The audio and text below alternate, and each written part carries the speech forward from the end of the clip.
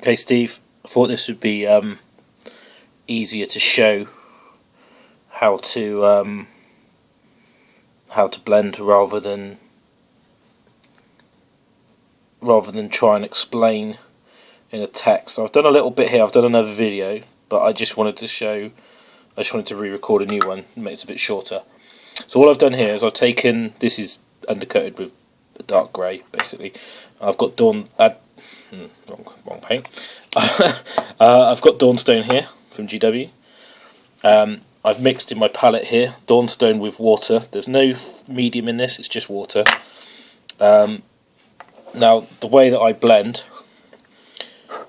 and the consistency of the paint is very important too, but it's kind of, I get it by feeling. I can't really tell you how thin. You'll know when you start trying to blend if it's too thin or too thick. So basically on here, I'm going to do this leg. See this leg here?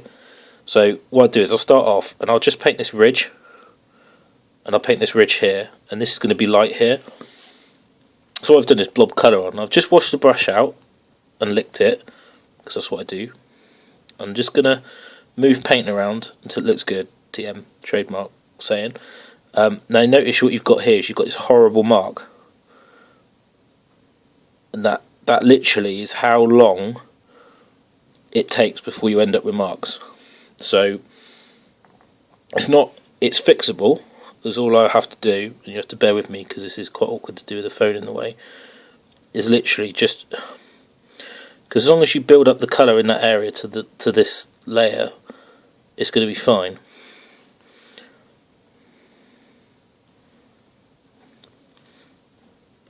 And again here, it's just, all I'm doing now is removing paint really. So I'm putting paint on,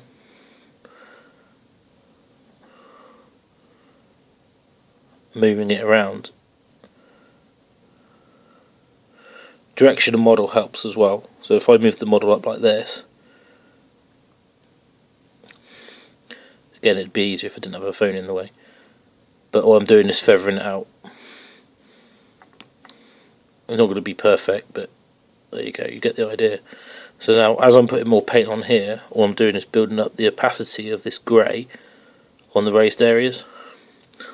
So it's almost, if you would like to think of it as when you're putting on this sort of the first layer, you're almost doing a very, very controlled, thin wash, but not a wash.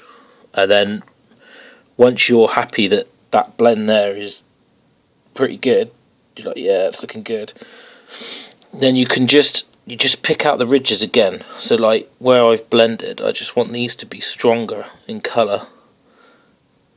And really you do this when it's dry, and to be honest you don't need to wait. By the time, because you're putting on such a thin layer, that's why I tend not to use glaze medium, because it slows the drying time. You can literally just keep putting paint on, keep building paint up. Oh, I hate holding the brush like this. And you can keep building up the paint. And literally, you could even just double it on. I mean, it depends on the texture you want as well. Like, you know, all I'm doing is putting the same colour on over and over again, and avoiding areas where I'm like, well, I'm quite happy with that there. So I'm just gonna wash the brush out there, and I'm just gonna move the paint and smooth it out. So I've done is smoothed it out. Like literally, just taking the paint off again there, so you notice it's coming off rather than going on, and that's just smoothed that out. That, I'm going to show you that, but around there, and literally, that's how I blend. And it, hopefully, this is useful. I don't know. All I can say really is to practice. Next time you're at an event, mate, if you let me know, I can sit down and show you. It's probably the easiest way. I mean, literally just need a model, pot of paint, and a brush. So I've just done that leg. Let me just go and get that focus. So I've just done that leg. That's been blended. And that's pretty rough, but excuse my nails. And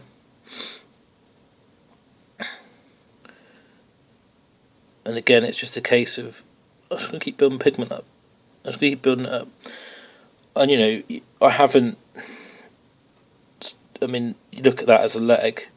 The transition you've got there, it looks like more layers than it is. That is, it's just two colours. And all I'm doing is building up the opacity by using a thinned paint and just keep going over and over and over again, getting the colour just right on the pronounced ridge. And for example, if you wanted to like do this shoulder pad, you can see that. Okay, so I've got this here. I need to blend. Now I've already got this bit here that's done it for me. If I do that, it literally just picked out the edge, and it's a case of just doing it again and just building it up.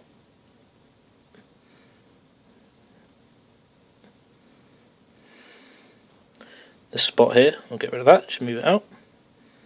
Move it out.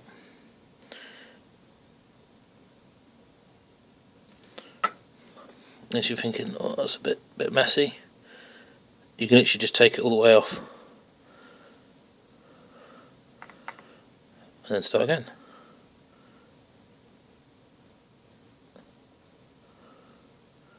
But you'll find the model will help you, because as you move thin paint around, it will naturally stay in some places.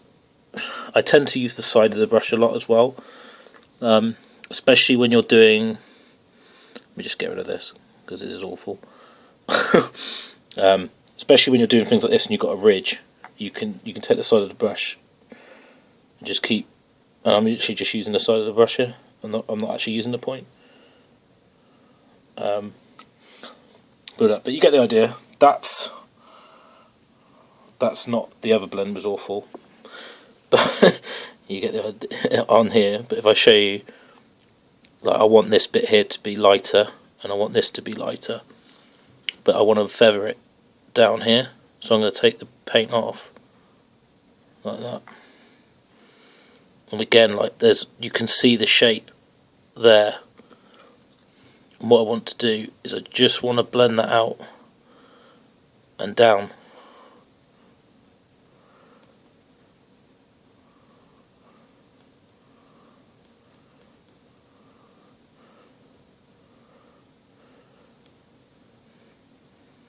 But I know it sounds stupid, but I'm literally just moving paint around till I'm happy with it. And when I'm not happy with it, there's nothing wrong with putting like quite a lot of thin paint down and then just moving it around. And all I've done there is just taking some of the paint off my brush.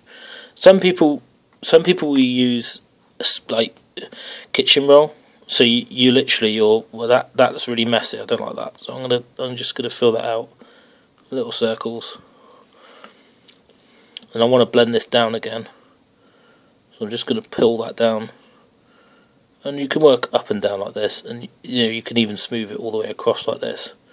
So actually, I just want to rub that shape out. You'll notice where the point leaves is where the pigment's gonna stay. So if I want this bit to be lighter here, then that's where I leave the brush. That's why I've ended up with that circular, that crescent, because I've been going this way. If I want to go that way, I can't really push. I've got to move the model around. So I'd have to do it like this. And again, use the position of the model to help you. I've just taken some paint off there because I want to smooth this bit out here. And I just want to blend that down. All I'm trying to do here is keep moving the paint around until I'm happy with it.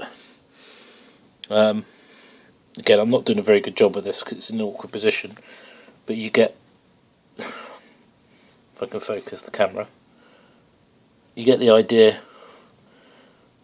You can blend like that, but that leg's quite nice. It's done quite well. It's easy to blend things like that because you've got very sharp ridge, so you've got a very dark next to a very light with a blend up. This is why non-metallic metal looks so good. But hopefully that gives you an idea of how I blend. I know it's not really going to help you too much, because at the end of the day, to blend, you've kind of got to practice. So hopefully that's given you a bit of advice and a bit of help and showing you how to do it. Thanks for watching.